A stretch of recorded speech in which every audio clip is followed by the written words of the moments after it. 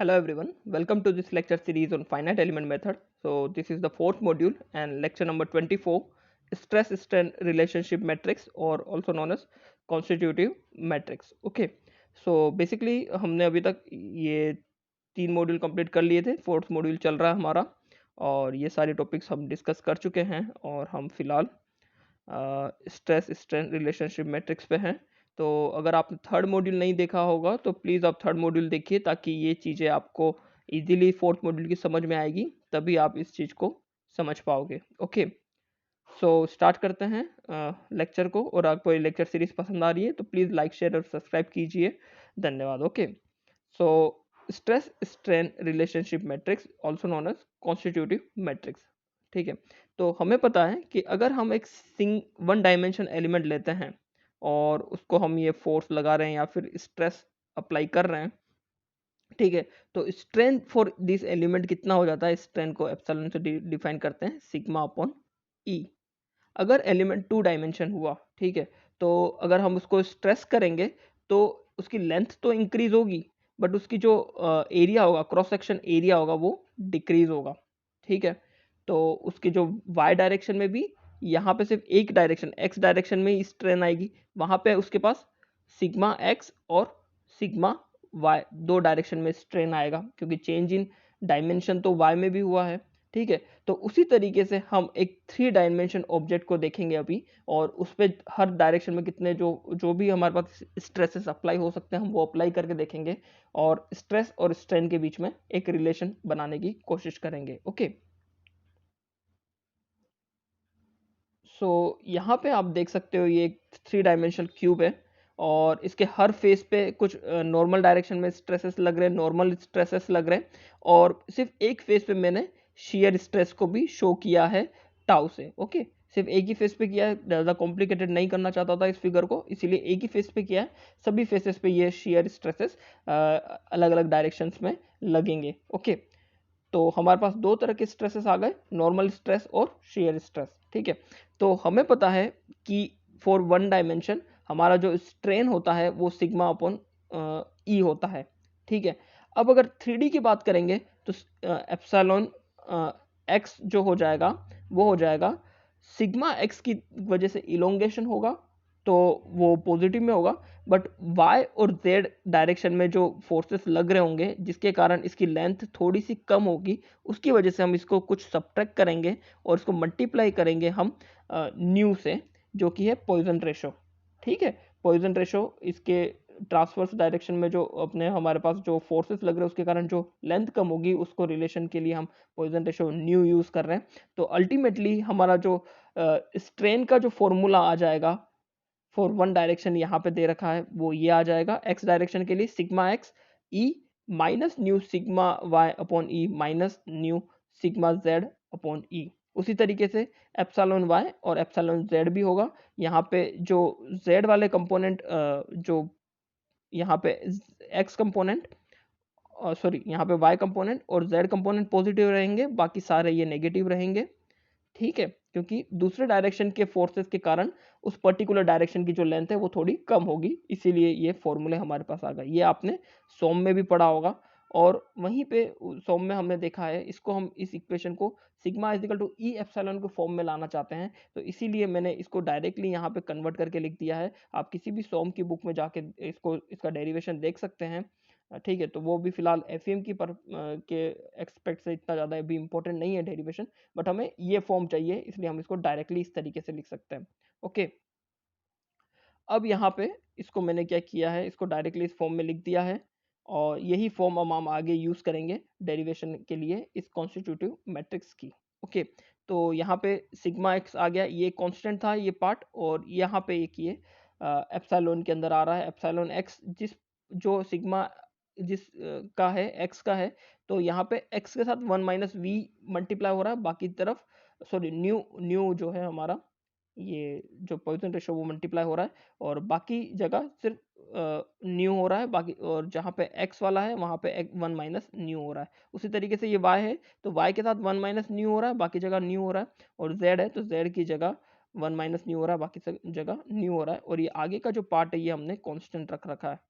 ठीक है, आगे का पार्ट ये हमारा जो कॉमन है वो आगे हमने बाहर निकाल लिया है। ओके, अब तो ये तो हो गया हमारा नॉर्मल स्ट्रेसेस। अब जो हमारे पास शेयर स्ट्रेस है, शेयर स्ट्रेस को हम लिख सकते हैं जी इंटू गामा। ओके, और जी की वैल्यू हम ई और पॉइजन रेशो से ये हमारे पास आती है सोम में, ये डेरिवेशन भी सोम का ही है जो मैं डायरेक्ट यूज कर रहा हूँ यहाँ पे। ओके, तो यहाँ पे हमारे पास tau x y is equal to G into shear strain. Okay, ये गामा क्या है, शेयर स्ट्रेन है एक्स वाई प्लेन पे। ओके, सो ये जी की जगह मैंने ये वैल्यू पुट कर दी। अब मुझे इस वैल्यू को, ये जो मैंने पहले निकाला था, इस फॉर्म में कन्वर्ट करना है। तो उसके लिए मैं क्या करूंगा कि यहाँ पे मेरे पास वन प्लस न्यू तो पहले से ही है, यहाँ पे one plus new, one minus two new जो नहीं है वो मैं ऊपर नीचे मल्टीप्लाई कर लूंगा। ठीक है, तो मैंने क्या किया, यहाँ पे मल्टीप्लाई किया और यहाँ पे मल्टीप्लाई किया। ठीक है, ये टू यहाँ पे था तो टू इसको अलग कर दिया। तो अल्टीमेटली जो मेरा आगे का ये कोफिशिएंट था, ये सभी में कॉमन लाने के लिए मैंने ये चीज़ करी है। ठीक है, तो इसको क्लियर कर देता हूँ, आप इजीली देख पाएंगे। तो यहाँ पे मैंने क्या किया, वन प्लस न्यू तो था मेरा ई अपॉन वन प्लस न्यू, जो कि यहाँ पे भी कॉमन था। ठीक है, ये पार्ट ये यहाँ पे कॉमन था। अब मुझे वन माइनस टू न्यू लाना है, तो मैंने यहाँ पे क्या किया, ऊपर नीचे one minus two new, one minus two new से मल्टीप्लाई कर लिया। तो ये वाला पार्ट मेरा एज इट इज इसके सेम ये वाला पार्ट हो गया। ओके, तो कॉमन लाने के लिए ये पार्ट सेम हो गया, और ये एक्स्ट्रा पार्ट जो बचा वो मैंने इसको इस तरीके से अलग लिख दिया, one minus two nu by two और delta, sorry gamma, gamma x y. Okay, gamma x y. ठीक है, उसी तरीके से सिमिलरली यहाँ पे मैंने बाकी को भी, बाकी जो शेयर स्ट्रेन है, स्ट्रेस है, वो भी यहाँ पे मैंने सिमिलरली उसी फैशन में लिख दिए यहाँ पे। अब ये टोटल मेरे पास 6 यहाँ पे इक्वेशंस हैं। ठीक है, कौन कौन सी इक्वेशंस हैं मैं आपको बता देता हूँ। तो first one is this one, ये फर्स्ट है, this is the second one, और this is the third one. तीन ये इक्वेशन हो गई, और तीन ये इक्वेशन है मेरे पास। ओके, ये तीन इक्वेशन ये रही। तो इन 6 इक्वेशनों को मैं sigma is equal to E epsilon के फॉर्म में लिखना चाहता हूँ, मैट्रिक्स की फॉर्म में। तो मैंने इसको मैट्रिक्स में कन्वर्ट किया, तो ये मेरे पास आ गया sigma x, sigma y, sigma z, और उसके बाद है मेरे पास tau x y, tau y z, tau z x. ये जो कॉमन था सभी इक्वेशंस में उसको लिख दिया, और यहाँ पे मेरे पास ये स्ट्रेन आ गए हैं, सारे स्ट्रेन आ गए हैं, और ये एक मैट्रिक्स आ गई है मेरे पास जो कि ई की तरह फॉर्म हो रही है। और मैंने बहुत बार पहले वाले लेक्चर्स में कहा है कि हम 3D के केस में ई नहीं यूज़ करके इसको डी बोलते हैं। तो अल्टीमेटली ये पूरा जो है ये डी मैट्रिक्स है, और हम इसे शॉर्ट फॉर्म में sigma is equal to D epsilon लिख सकते हैं। और ये डी मैट्रिक्स ही कॉन्स्टिट्यूटिव मैट्रिक्स है जो कि स्ट्रेस और स्ट्रेन को रिलेट करती है इन थ्री डायमेंशन के अंदर इसको रिलेट करती है। ओके, थोड़ा सा क्लियर कर देता हूँ इस चीज़ को, आप इजीली देख पाएं। ठीक है, तो यहाँ पे सारे स्ट्रेन आ गए हमारे पास, sigma x, sigma y, sigma z, gamma x y, gamma y z, gamma z x, और यहाँ पे इनके कोफिशिएंट आ गए। ठीक है, इसको किस तरीके से प्लेस किया है मैं बता देता हूँ आपको।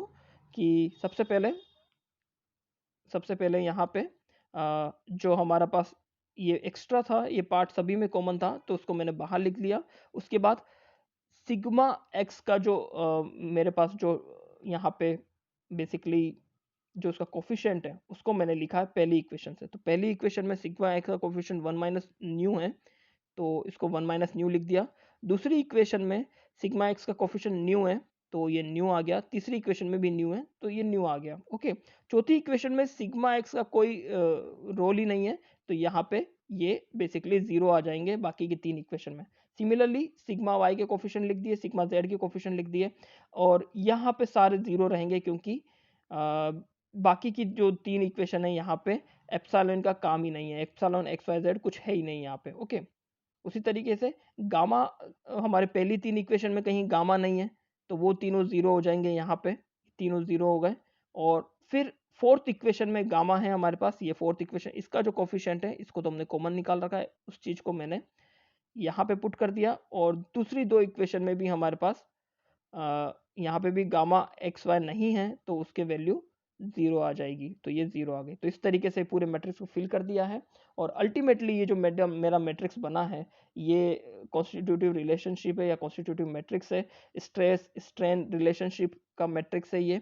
ठीक है, तो ये मैट्रिक्स बेसिकली 3 डायमेंशन के लिए है और हमारा अभी टॉपिक जो 2D का चल रहा है, तो हम नेक्स्ट क्लास में इसको 2D के स्पेशल फॉर्म में कन्वर्ट करेंगे। ठीक है, तो अल्टीमेटली हमारे पास D आ गया, इससे पहले वाले लेक्चर में हमने B निकाला था और ये D भी आ गया, तो हम कह सकते हैं कि एलिमेंट की स्टिफनेस मैट्रिक्स हम अब लिख सकते हैं।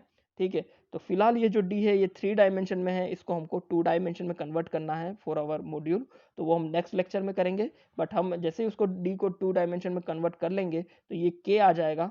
K आने पर हमको अगर नोडल का फोर्स पता है तो हम नोडल डिस्प्लेसमेंट निकाल पाएंगे और इस तरीके से 2 डायमेंशन की प्रॉब्लम को भी हम CST एलिमेंट के 2 डायमेंशन की प्रॉब्लम को भी हम सॉल्व कर सकते हैं। ओके, सो आई होप आपको ये कॉन्सेप्ट समझ में आया होगा। कोई डाउट्स या फीडबैक हो तो आप कमेंट सेक्शन में लिख सकते हैं और आपको ये लेक्चर पसंद आया तो please like share and subscribe. Thank you everyone.